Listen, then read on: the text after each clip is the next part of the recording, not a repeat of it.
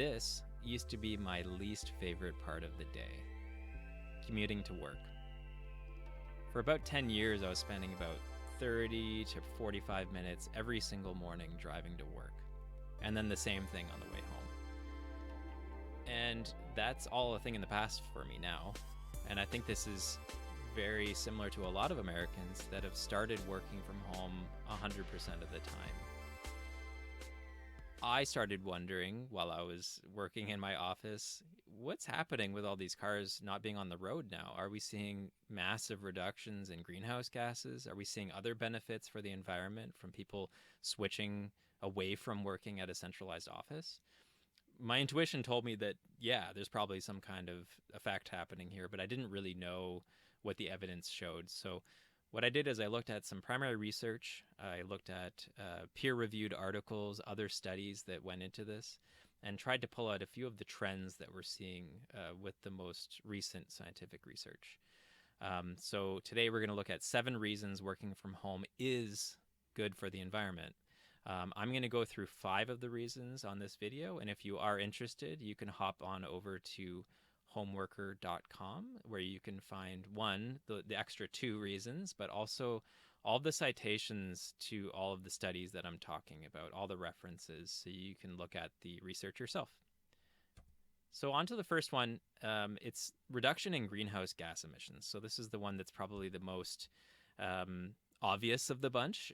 So if you're removing all of these cars from the road, obviously you're going to see a reduction in greenhouse gas emissions, since cars are one of the primary reasons for this.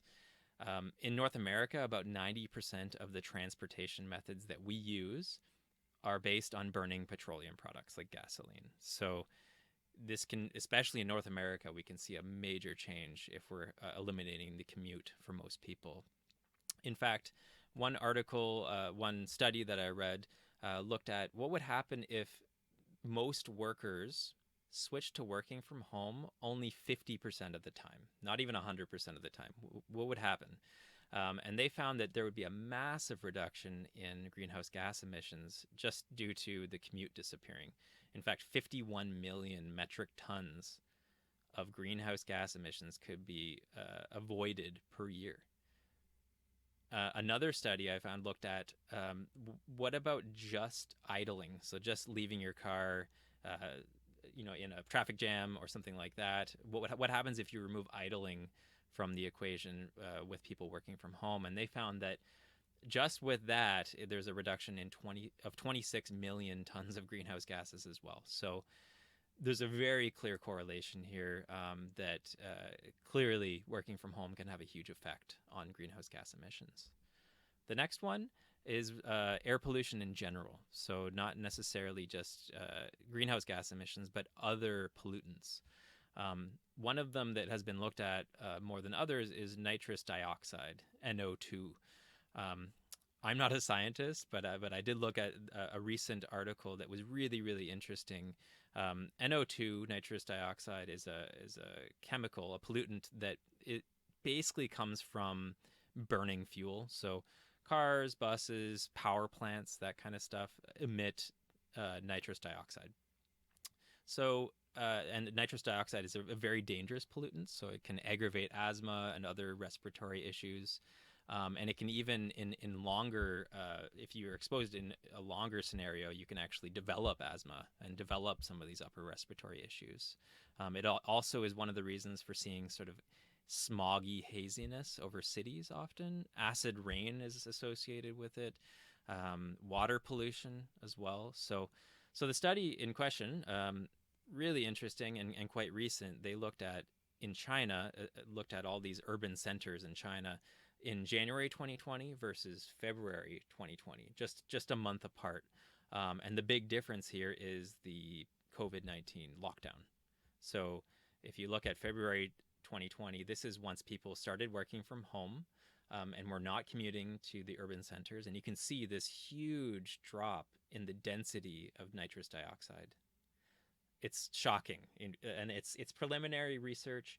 There's other researchers looking at other air pollutants, but this is so far really compelling to say that, of course, you get those cars off the road, you're going to stop seeing some of these air pollutants showing up, especially some of these dangerous ones like NO2. The next one is the impact on infrastructure. So this is closely tied to number one, um, greenhouse gas emissions. So we know that obviously when you use infrastructure like roads and bridges and those types of things, that they're going to deteriorate over time. The United States currently has quite an issue actually with crumbling infrastructure, especially highways. And if you're removing, again, a lot of that commute in the morning and in the evening, we're going to see a slowing down of that crumbling of infrastructure, and we're going to see less, industrial vehicles going out to fix it, less materials being produced to fix bridges and roads and that type of thing. So it's not exactly greenhouse gas emissions, but it's related to it. And we're going to see, I think, over time, as working from home becomes more popular, less of an impact, less of a negative impact on infrastructure and greenhouse gas emissions because of that. The next one is interesting. First of all, go watch Office Space. You can see there's a clip on the screen there. That's a great movie that really explains office culture. I love it. But office waste. So when you work from home, the idea is that generally you're going to use less supplies. So one, you don't have them at your fingertips. Often you don't have everything that a huge office would have. But also you're kind of more cognizant of what kind of supplies you're using. I know for one, if I'm using a whole ream of paper in a week, I'm probably going to notice it if I'm at home and I only had one. If I'm at an office, it can be much easier to sort of print when it's not necessary and use other office appliances more than you normally would or need to. So a study looked at how much a worker actually uses in paper per year, and they came up with a number.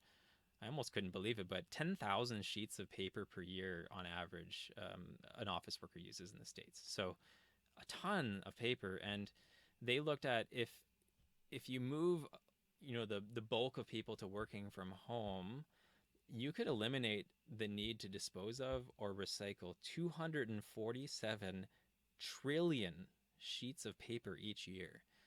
So obviously not everyone's going to move to working from home. That's not realistic, but the magnitude here is absolutely gigantic. So we're seeing with paper, I'm sure there's similar reductions in ink use, primer or toner, that type of stuff.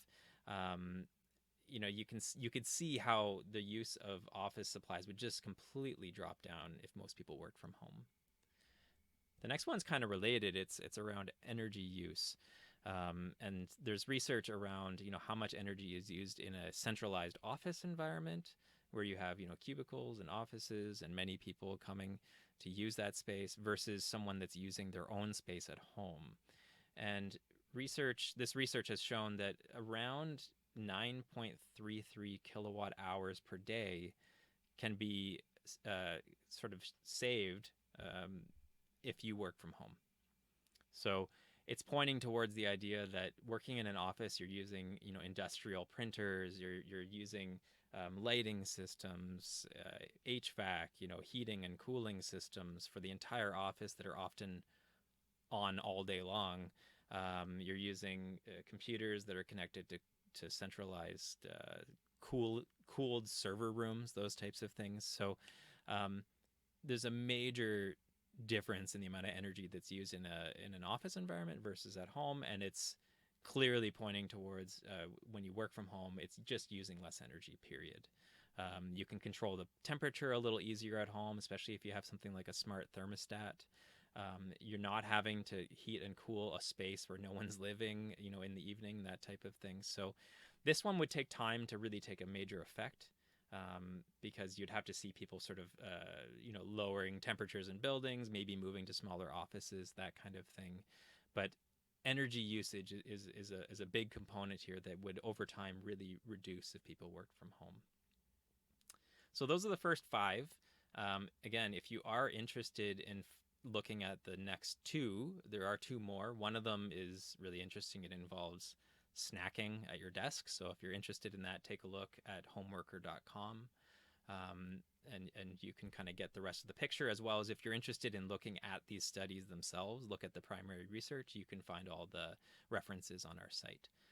So, in summary, we're looking at reduced greenhouse gas emissions, a reduction in other air pollutants, a smaller impact on infrastructure, a reduction in office waste, and reduced energy usage when you work from home.